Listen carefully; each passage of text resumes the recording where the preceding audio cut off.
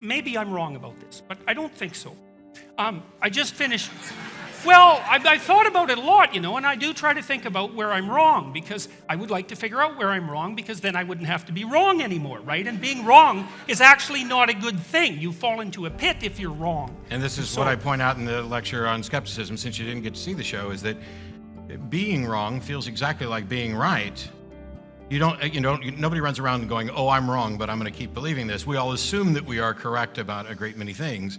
And it's not so much that being wrong is the thing we're afraid of. It's, I think, that being exposed as wrong is the thing we're afraid of. Well, we're also sometimes afraid of being wrong, because if you're wrong at a deep level, it can really hurt you. Oh, I agree, it can really take you apart. And so people don't like to be taken apart. Like if you're wrong about your wife, for example, that tends to be a very painful thing.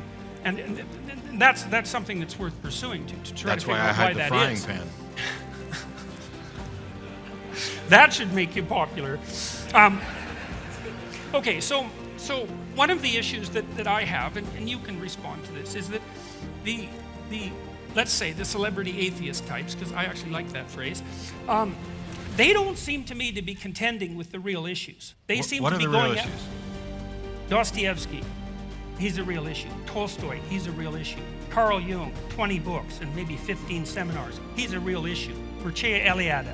Like, there are some serious heavy hitters in the religious phenomenology domain. And my sense so far, I just finished reading all of Harris's books, for example, is he doesn't contend with them at all. And it's like, for me, that's like being an evolutionary biologist and not being aware of Darwin.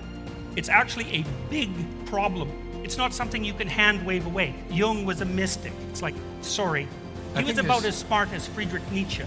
I think this gets to basically the same point I was talking about before. The thing that you're objecting to, it seems, is that many of us don't want to address the aspects of religion that you find value in, because we're only focused on, perhaps as I'm talking in the show, from a scientific skepticism perspective of, are there valid and sound arguments that would lead one to conclude that a God exists? My answer to this so far seems to be no. And the apologists, the theologians, they keep presenting the arguments, the teleological arguments, moral arguments, and all these things. They have nothing to do with the phenomenology of religion. They have nothing to do with how this impacts people's lives. This is a question of, is it in fact the case? Is it consistent with reality that there is a God? And is it consistent with reality that there is good reason to believe there's God? That is where the focus is primarily. Yeah, and it's usually construed as a scientific issue. Well, it's not so. I would never construe it as a scientific issue, because science can't confirm the supernatural. I mean, we are blocked until somebody demonstrates a mechanism by which we can explore and confirm the existence of the supernatural, and then confirm that it actually can impact the natural world. We're stuck, which is why science relies on methodological naturalism. You seem to be able to do it with psychedelic drugs. You seem to be able to do what with psychedelic drugs? Well, everybody that takes them under reliable settings generally comes back and claims the presence of a mystical experience. Yeah, and that seems to be duplicatable and replicable across cultures in labs with multiple different substances, the chemical constituents of which are known very well. It's like it's part of this religious phenomenology, and to me that's just a set of facts. And we know that people have been using those substances to evoke mystical and religious experiences for, who knows, 150,000 years maybe. Sure. We can at least infer that. And we have no idea whatsoever how much of an effect the use of those substances has had on the metaphysical substrate of our culture. Like, so what constitutes scientific data here is by no means clear. Here's an example of this, for example. So, well, before the example, yeah? As someone who's been high as a kite, I fully agree that people take drugs and report experiences that they describe as mystical or supernatural. Just like people report other experiences as if they were religious or ghosts or whatever. We have no way of confirming that this something mystical or supernatural actually happened. What this is about the language. Stops people from smoking. Well, you can stop smoking without any sort of supernatural intervention. No, not really. You can't stop smoking without supernatural? There aren't really any reliable chemical means for inducing smoking cessation. You can use a drug called bupropion. I think that's the one. It's whatever Wellbutrin is. Is that supernatural? No, you don't need a supernatural effect, but it doesn't work very well. But if you give people magic mushrooms, psilocybin, and they have a mystical experience, they have about an 85% chance of smoking cessation with one treatment. But that's kind of like evidence, you know. It's kind of like evidence. It's evidence that you can take mushrooms and increase your chance of quitting smoking. But no, it's not. It's indication that if you take mushrooms and you have a mystical experience, you'll stop smoking, because it doesn't work if you don't have if you take mushrooms and you have an experience that you describe as mystical, then you'll increase your chance of smoking. But that doesn't tell me whether or not there was something to this notion that they had an experience that was supernatural in any sense. There's any number of explanations I've heard for the origins of religion, and I find almost all of them plausible in different forms, except for the one that asserts that they come directly from a supernatural being. Well, okay, so that's the one we're gonna pursue, though, because that was funnier than I thought it was. I was just being honest. Yeah, well, honesty is often funnier than people think it is. Boy, don't I know.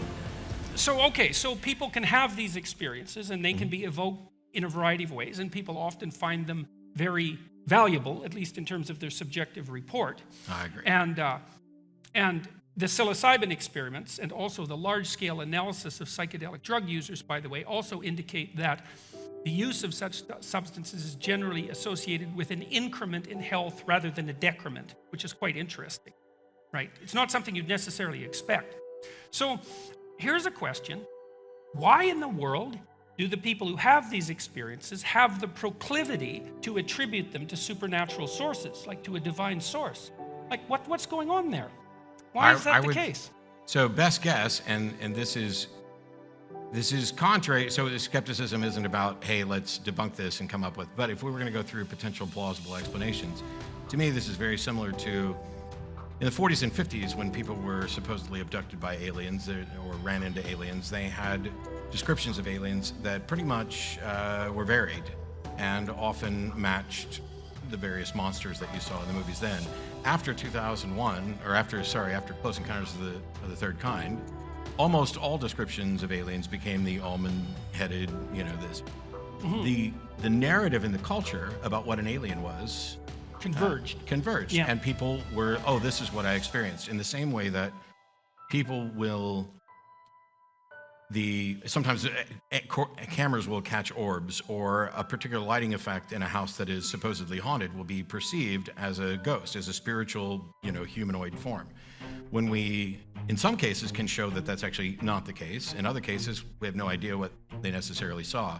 But because what people understand about spirits and souls and ghosts is in the zeitgeist of how we think, it enters the consciousness as a plausible explanation, even if ultimately there's no such thing as ghosts. But that explains why they converge, but it doesn't explain why the initial impetus is the attribution of the experiences to something supernatural, like to something.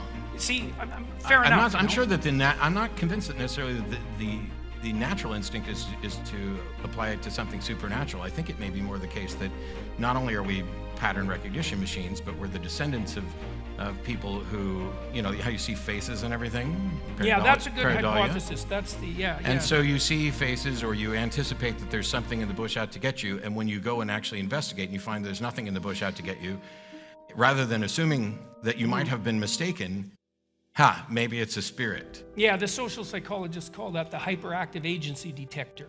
And the fact that we can be, before we had a good understanding, we still don't have a good understanding of death and the mind and stuff. But if I'm standing here talking to you and I drop over dead, there's a clear, undeniable difference in me sitting here as an animated being and me laying there as no longer there. And so it seems a natural inference that something that about me has left. That doesn't mean that there's actually something about me, like a soul or whatever, that's left. We don't tend to think the same thing when the radio stops working or the television stops working. It's not like the man in the TV has left. It's just off. But it seems that those sorts of natural... I don't know if you want to use that analogy, because it suggests that whatever's in the TV is coming from an external source. And you're definitely not making that argument with regards to the soul. Well, the TV You know what I station mean? isn't in my living room, so there's at least some external source sending it to Right, there. but that's exactly my point. Yeah, that's is all I that was you, going for. you make a case that consciousness isn't exactly in your head either, even though it's localized there. So why would I think consciousness is anywhere other than my head? Well, how do you account for consciousness? Well, I'm not sure that we can account for consciousness. This is definitely true. But yes. See, and I that's have another no reason real, to well, think that's that it's another, beyond, what the brain produces. The fact that something's mysterious doesn't mean that, well, if something's mysterious... Consciousness isn't just mysterious. It's like really mysterious. It's the most mysterious thing. Okay, well, right? the fact it's not like ordinary mysterious. The fact that something is really mysterious to the point where I think you and I would agree that we don't have an explanation for it.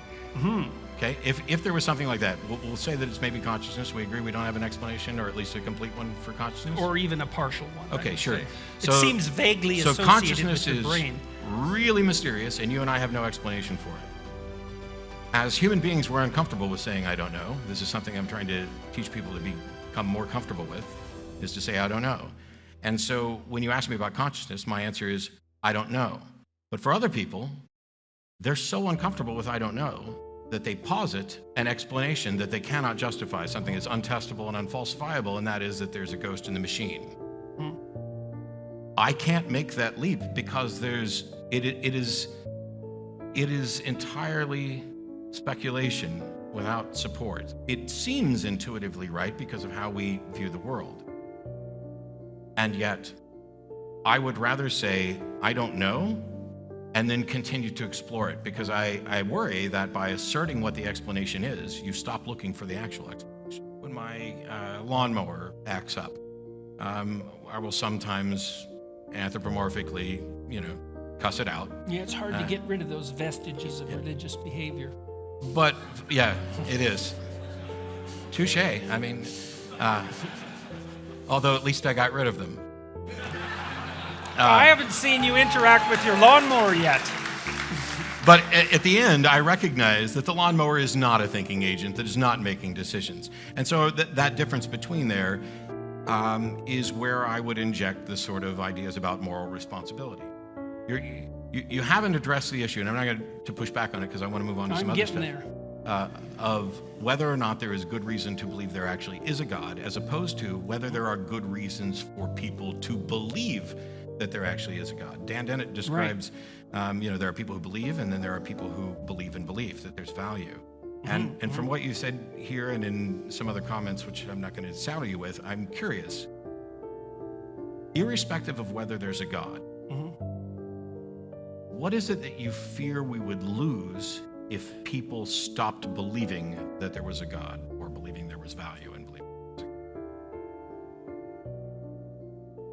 We'd lose the metaphoric substrate of our ethos, and we'd be lost. And so I'm I think Nietzsche an was right uneducated. about that. So I really want to know, and I'm not Yeah, being a dick. I want to know what you mean by metaphorical substrate, because saying we're going to lose it. So there's the idea. When I ask, what do you think we're going to lose? There's two things. One is there's something that you and I would both agree we should try to keep. Yeah. And there are other things that you and I might disagree on whether or not we should keep it. Because when people say to me, oh, if we go down the road with Dostoevsky, that, if there is no God, everything's permissible. First of all, I don't think that's remotely true, because I have... He makes a pretty vicious case for it, beyond good and evil. And despite the fact that it sounds monumentally arrogant, I think I can demolish that case in about 2 minutes with his secular morality lecture. Well, I think the first part of that statement is right, but not the second one. And we could find out. But the thing is, there would be two categories of things that you and others might be fearful we would lose, some of which I might agree we should definitely not lose these things. Yeah. Others I might be absolutely fine with losing. Like that it's wrong to throw Sam Harris off a stage. Yeah. I don't plan on doing that. But well, we it both did agreed cross that my mind at one point.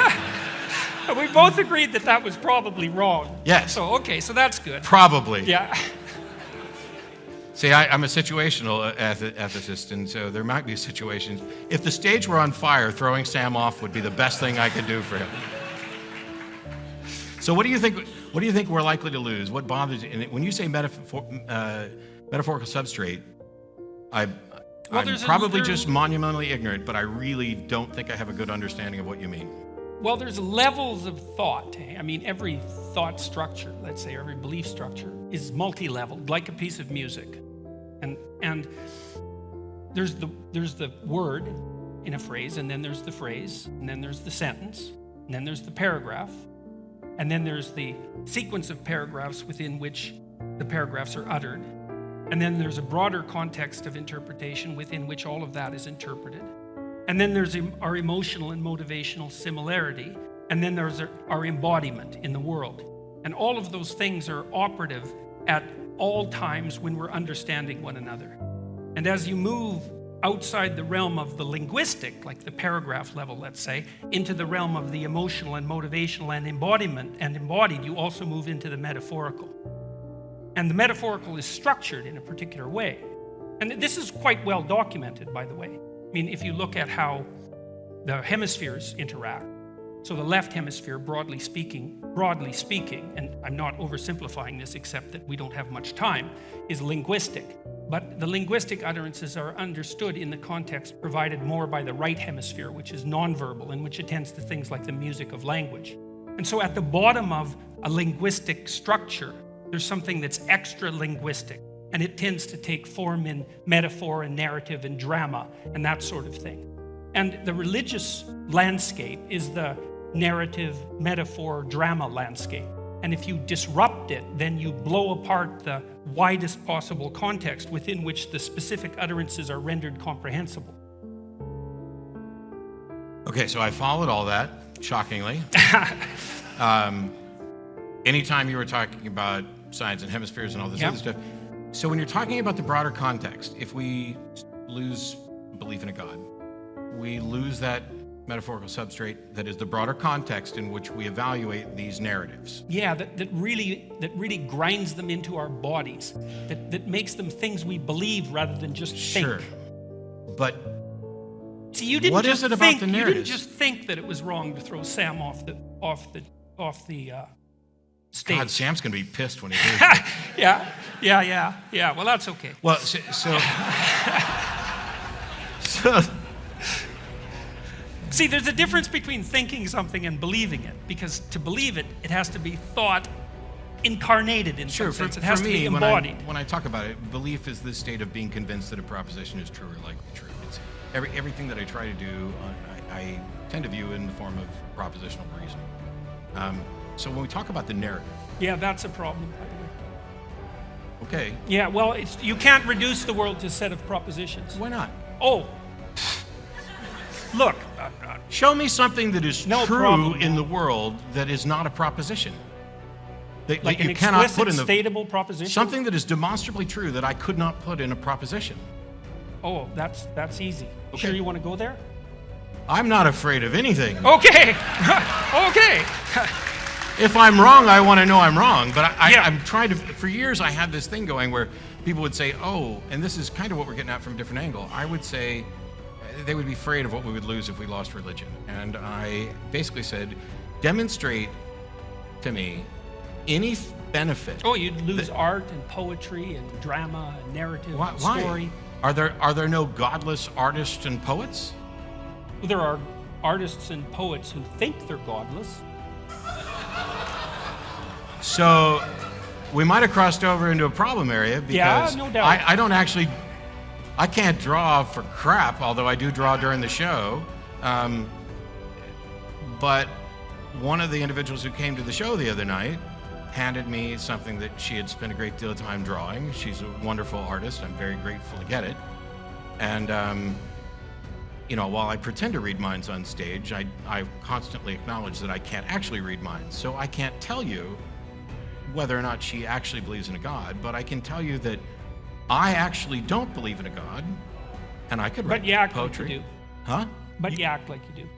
That's why you didn't I want to throw act poor like- Sam off the stage. No, now you're making a claim.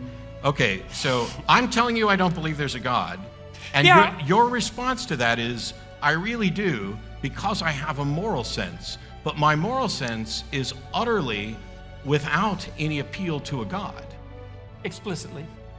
or implicitly. Maybe. The f- That's not so obvious. Okay, it's really See, because it's you easy. regard Sam Harris as an implicitly valuable entity, because otherwise you'd just throw him off the stage. And then the question is, well, just exactly why is he an implicitly valuable entity? I don't What's think your he's- metaphysics of that? I don't think he's implicitly valuable in the sense, in the. I don't think he's implicitly valuable in the sense that the universe has implied that there's something explicit about it. For me, morality is far simpler than some people. Now, wait, you make sounded around. doubtful about that. You know that, like, Maybe you've been you're the sounding- mind reader. you've been- well, maybe. Because you've already suggested that despite me sitting here and having talked about this for decades, that I don't believe in God, that I actually do because I have a moral code. But my moral code, which I've Well, I was talked more about, specific.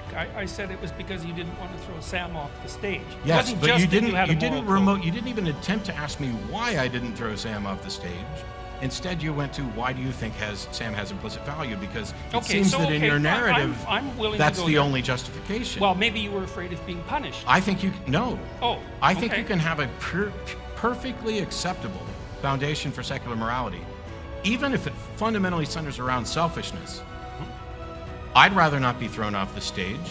It's in my best interest to encourage that sort of understanding in others, and therefore I will not throw him off the stage. I would rather not have my stuff stolen, and it's in my best interest to encourage others not to do that, so I will not steal stuff, and I will work with others to ensure that the people who steal stuff are punished. It is in a virtually pragmatic moral system. Why do you think it's not in your best interest to have stuff stolen from you or to be thrown off the stage? Why is it not in my best interest? Yeah. No, you don't get to think, oh, that's self-evident. It's like nothing's self-evident to the skeptic. Let's keep that in mind. Oh. Well, so Because if we're going to get skeptical here, we might as well go all the way to the bottom. So for Sam and I, the foundations, and we're not the only ones, but I tend to reference Sam just because if I say this, then somebody will say, well, that's exactly what Sam Harris says, except that, I was given this lecture before he wrote his book. But his book is better than my lecture, so read his book. When I talk about this, I'm talking about well-being is the language that Sam uses. Oh, I don't, yeah. I don't, Sad. I don't care whether or not somebody else considers that morality. I would think at a minimum, would you and I agree that That whole well-being thing, man, as a basis for a metaphysics, that's just a non-starter. we're not basing metaphysics on it? Sam is. No, he's not. Yes, he is, because he's out to Well, maximize well-being. You can take it up with Sam. Well, okay, sorry. Do you Because- think I'm wrong about that claim? That's what I understood. I from don't reading think Sam's him. saying anything metaphysical about it. I think so. Here's the thing: we are physical beings. Well, it's his fundamental claim, so it's sort of at the basis of his ethic. And so he says, well, we should work to maximize people's well-being, or at least to more. He does a bit more than that, because he says we should minimize their suffering. He's not maximize, minimize in this sense of simple consequentialism. Let me do this. Okay. We're physical beings in a physical universe, and the laws that dictate how things work in the universe, they are the ultimate arbiters of what is or isn't in our best interest, whether we know it or not. So, for example, so far as I can tell, Then why do you need free will? I don't think Why we do you need believe free in will. it then? I- Why do you attribute agency to things if the laws of the Can I universe can get to that one point? Well, yeah, but there was a contradiction Because that was free will confusing me. free will isn't relevant to this. It is if the laws of the universe are what are dictating what's good for us. No, because if you chop off my head, that is clearly not good for me. And it doesn't matter whether it was an act of free will or if it was It's my clearly- lawnmower. It's clearly not good for you because you think you're valuable and worth preserving. Yes. Okay, that's the issue.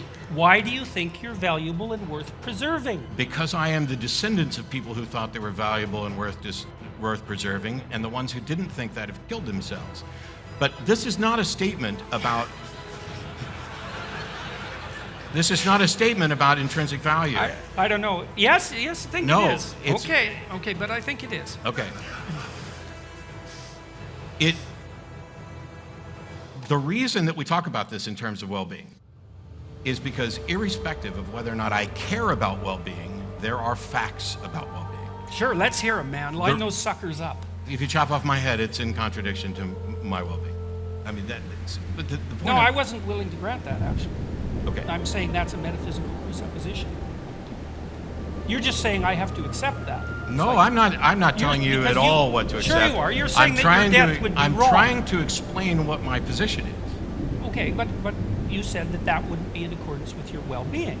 Okay, that's a metaphysical statement or philosophical statement. It's not an obvious fact. That That's chopping not a off somebody's fact. head is contrary to their well-being. Depends on how you define well-being. Sure. Yeah, but it matters. But if you define well-being as this glass of water, we're no longer talking about the same thing. Well, you can define well-being. That's fine. That's what I'm waiting for. This is what I'm.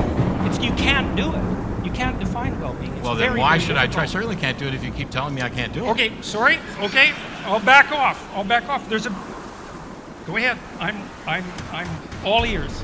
So, the primary objection to mine and Sam's position that keeps coming back is, why should anybody care about well-being? And we both will acknowledge that this is, in fact, a subjective preference. There are people who are going to care about well-being, there are people who aren't. The second objection is that well-being is not clearly defined. Both of us have acknowledged this. It's not as if we're saying we have all the answers to how to go about living a better life. We're just saying that however we're going to define well-being, which is, I say you can start with a couple of foundations. You can start with death is preferable to life, but you don't get very far that way. And Stop so, suffering. no, I'm saying you could start with death is preferable to life, but you don't get very far that way because those Yeah, you people- do. You stop suffering. You just die. Yes, Right, so you can start with the presupposition. except that when you're dead, you're not being, so there's no well-being. Well, that's...